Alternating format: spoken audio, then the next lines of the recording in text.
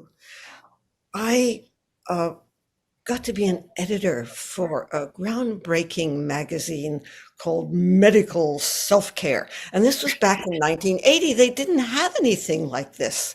And it was spawned by a, a physician who had graduated from Yale, but he took a look at the medical establishment and he said, "This is ridiculous." He said, "People can do it better if they just learned what they could do for themselves." Hence the magazine. And it was very heady to do this stuff. Now, I got a bright idea. You should always get suspicious when you have those bright ideas. Um, in our town, and this is all on this little strip of Northern California coast. We lived in various towns, but in our town, there was another renegade physician. I forget where he graduated from, but he took a look at the establishment and he said, "No, I want to tell people about holistic health." And, this was very early days. And so here was my brilliant idea. I would get these two visionaries together and the sparks would fly between them. And who knows, it might change the face of medicine forever.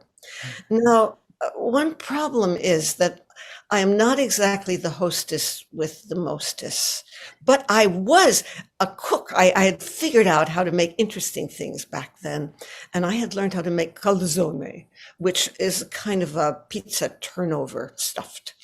And so that meant making dough, and I had mixed up the dough, and then it had to rise. And I live in a drafty old farmhouse, but there was one room where it was warm enough for the dough to rise. And so I went up the stairs and I put the dough in the room and I waited the requisite 2 hours. And then it was time to fetch the dough. And I went up the stairs and I tried the door and it was stuck. I mean, was it poltergeists? Was it a portent? No, I think it was funky old hardware. But in any case, I was on this side and the dough was on that side. And what the hell was I going to do?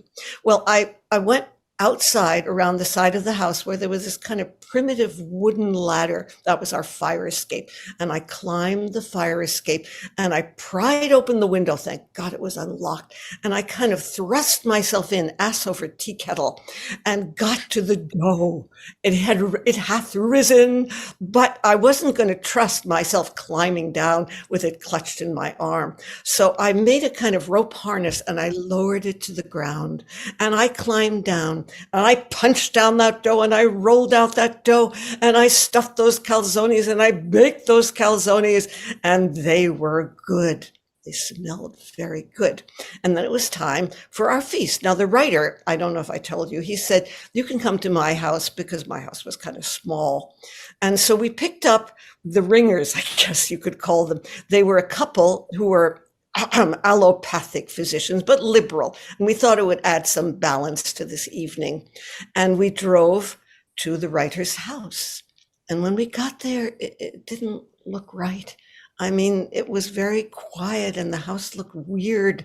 And I called out to him and he came around the side of the building and he looked chagrined. He looked shocked. He looked miserable. He said, "I simply forgot all about this. The house is being tented for termites. We're going to have to eat outside." Now, luckily, he had a picnic table. So I laid out the feast of calzone and we tucked in. And so did the yellow jackets. They were very excited to see us. And so there we sat, chomping and waving our hands so we wouldn't get bitten. And how about the discourse that I had such great hopes for? Well, the sparks, they did done fly, but it wasn't the meeting of visionary minds. It was the battling of enormous egos cloaked in holistic, veils. And it was a very, very uncomfortable evening between the bugs and the egos.